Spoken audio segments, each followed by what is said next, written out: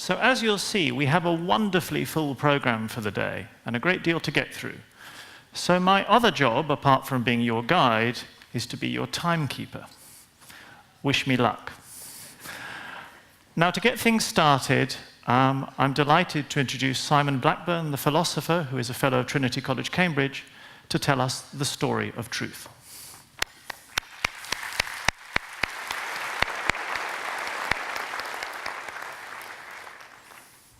Please, Simon. Thank you.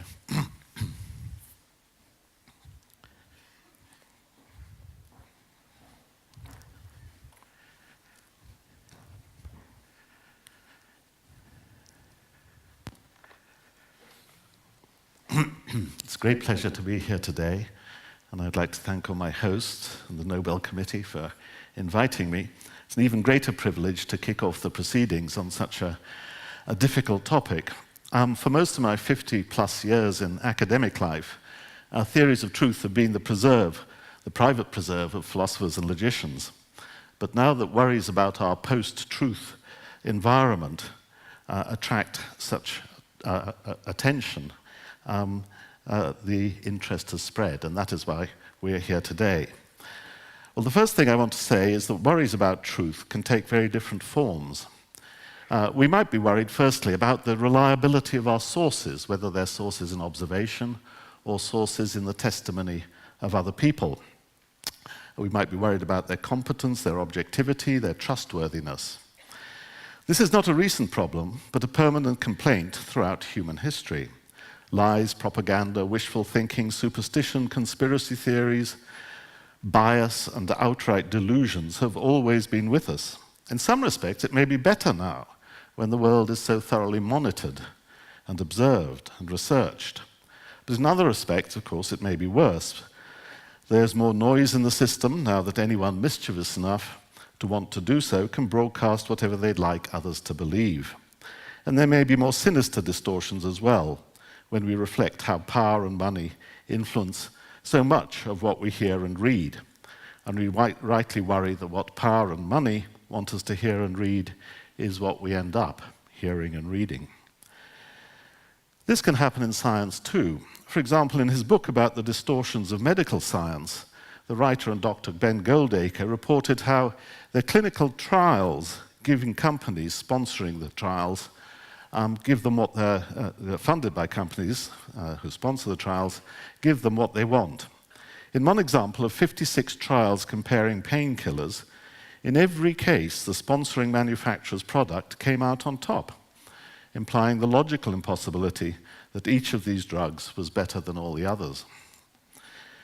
Talking about human credulity and the belief in miracles, the great philosopher David Hume said that the wise lend a very academic faith to any report that flatters the patters of the reporter, and he was surely right.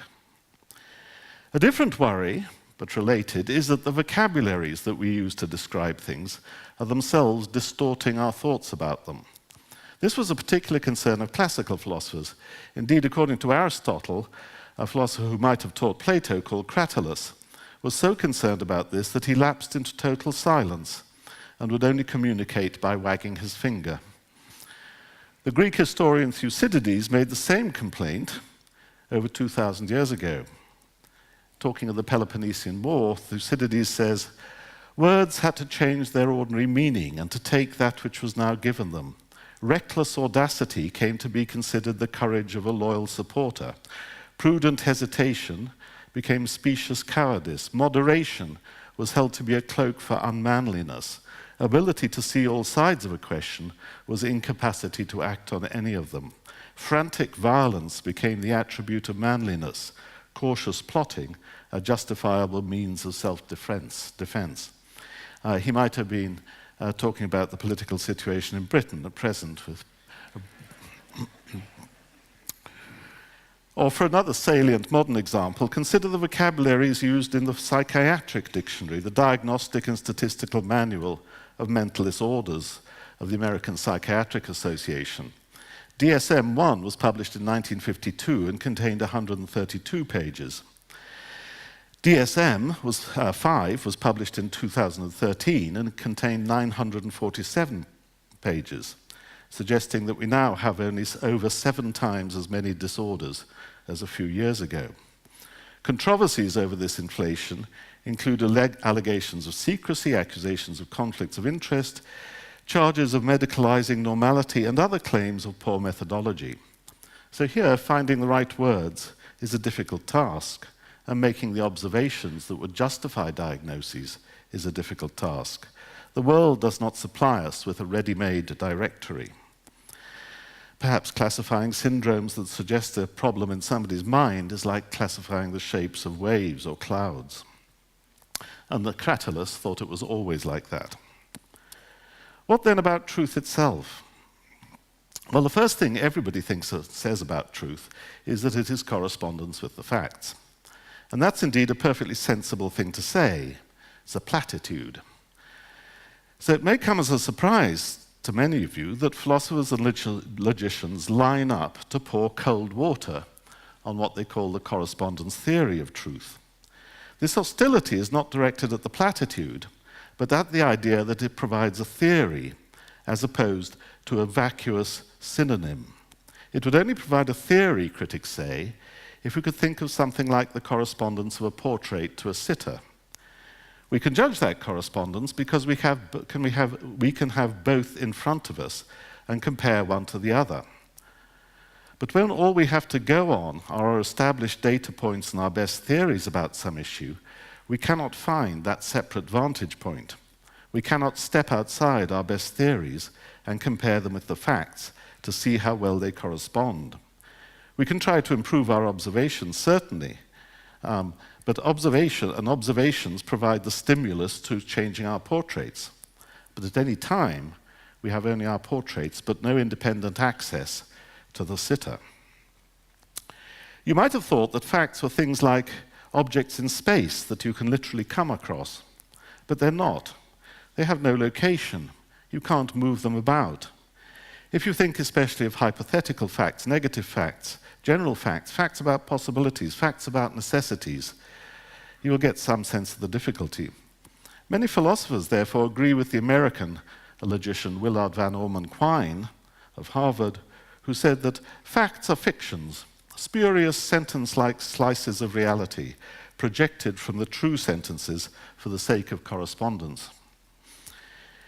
If the idea of correspondence gives us no practical handle on truth, perhaps we need to turn to the procedures we use in order to fix it.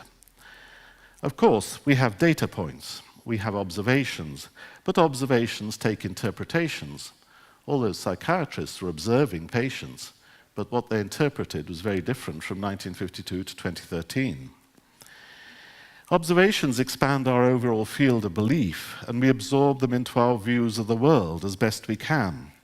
So our practices of inquiry are ones of substituting more comprehensive, coherent sets of belief for what we believed previously. This suggests that a drive towards truth is just a drive towards maximum coherence, and some philosophers have thought that as well. But then mightn't a splendidly coherent set of beliefs about the world be completely off track? If coherence is all we can expect, and yet coherence leaves an open possibility of falsehood and error, then perhaps we ought to become altogether skeptical about our capacities for truth. Such has been the conclusion of some postmodernists. But sober philosophers of science as well have worried along the same lines. In 1906, the physicist Pierre Duhem introduced the idea of the underdetermination of theory by data, meaning that there are always different ways of accommodating data into theory, and therefore never just the one unique coherent theory possible at any given time. So who is to say which is right? Einstein, himself much influenced by Duhem, wrote that if two theories are available, both of which are compatible with the given factual material, then there's no other criterion for preferring the one to the other than the intuitive view of the researcher. Others have gone some way towards skepticism, recommending that we should not really believe our theories, but only accept them in a wait-and-see spirit, constantly on the lookout for difficulties and refutations. We should notice, though, that it's only if two theories are available, and in practice it's usually hard enough to find one reasonable, coherent, and comprehensive theory of things, not to have to choose between two. And other virtues are also available to play a role in theory choice. Simplicity, economy, familiarity, fertility all play a role. And so, of course, does the utility of theories. Very often, the proof of the pudding is in the eating. Well, you may think that's all very well as good common sense methodology, but have we actually said what truth in itself is? Doesn't Pilate's question still hang in the air? Many contemporary philosophers, perhaps a majority, think not. The great German pioneer of modern logic, Gottlob Frege, suggested why. Consider any particular thought or belief, for example, the belief that dolphins are mammals. If I say that and you reply, that's true, you're not adding a new fact about the belief, but you're simply expressing assent to it. We don't have two claims to consider, firstly that dolphins are mammals, and secondly that it's true that dolphins are mammals. There's no additional content to the claim made using the idea of truth. In fact, there couldn't be, since if there were, it would launch us on an infinite regress of different claims. Whales are mammals, it's true that whales are mammals, it's true that whales are mammals, and so on, with each claim making a remark about the previous one. Frege's argument suggests what is now called a deflationist or minimalist account of truth. Talking about the truth of an issue is just talking about the issue itself.